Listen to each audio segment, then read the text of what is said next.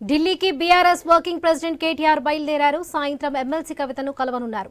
CBI కస్టడీలో ఉన్నారు కవిత. ఇక సాయంత్రం 6 నుంచి 7 గంటల మధ్య కవితను కేటీఆర్ కలవనున్నారు.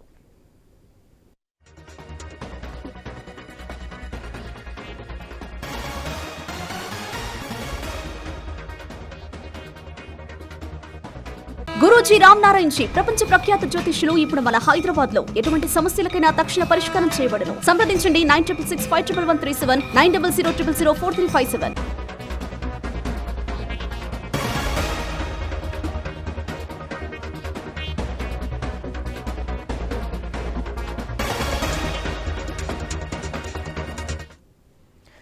ఢిల్లీకి బీఆర్ఎస్ వర్కింగ్ ప్రెసిడెంట్ కేటీఆర్ బయలుదేరారు. సాయంత్రం ఎమ్మెల్సీ కవితను కలవనున్నారు. సిబిఐ కస్టడీలో కవిత ఉన్నారు. ఇక సాయంత్రం 6 నుంచి 7 గంటల మధ్య కవితను కేటీఆర్ కలవనున్నారు.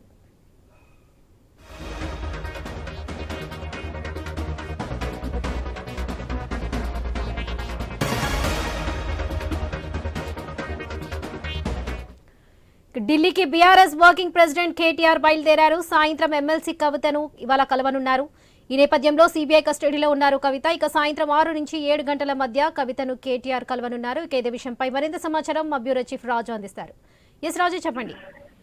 వరలక్ష్మి, గత 20 రోజులుగా ఈడీ అరెస్ట్ చేసినటువంటి కవితకు సంబంధించిన అంశంపైన విచారణ కొనసాగుతూనే ఉంది. అయితే ఈ విచారణ నేపథ్యంలోనే ఇటీవల సిబిఐ కూడా జైల్లోనే ఆమెను అరెస్ట్ చేసి తన కస్టడీలోకి ఈడీ నుంచి తమ కస్టడీలోకి తీసుకోవడం జరిగింది. అయితే ఇప్పటి వరకు వాళ్ళ కుటుంబానికి సంబంధించినటువంటి ములాఖత్ విషయంలో కొద్దిగా తాత్సారం జరుగుతుందని చెప్పేసి కూడా ఆరోపణలు వస్తూ ఉన్న నేపథ్యంలో నిన్న కేటీఆర్ పెట్టుకున్నటువంటి ములాఖత్కి ఈ రోజు అనుమతి ఇవ్వడం జరిగింది. ఈ రోజు సాయంత్రం కవితని తిహార్ జైల్లో కలిసి అక్కడ జరుగుతున్నటువంటి పరిణామాలు, రాజకీయ లీగల్ గా ఎదుర్కోవాల్సిన అంశాలు, విచారణ నేపథ్యంలో వస్తున్నటువంటి కొత్త అంశాలు ఏవైనా ఉన్నాయనేటువంటి అంశాలు ఇద్దరు కూడా చర్చించుకున్న తర్వాత లీగల్ ఎక్స్పర్ట్స్ చెప్పుకునేటువంటి ప్రయత్నం చేస్తా ఉన్నారు.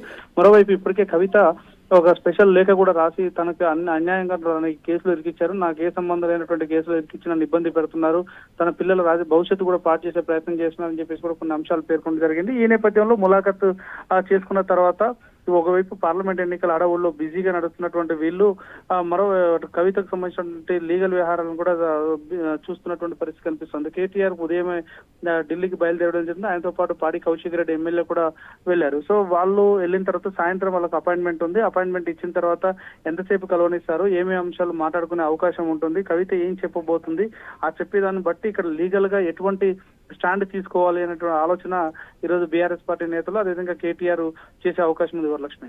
Right Raju, thank you.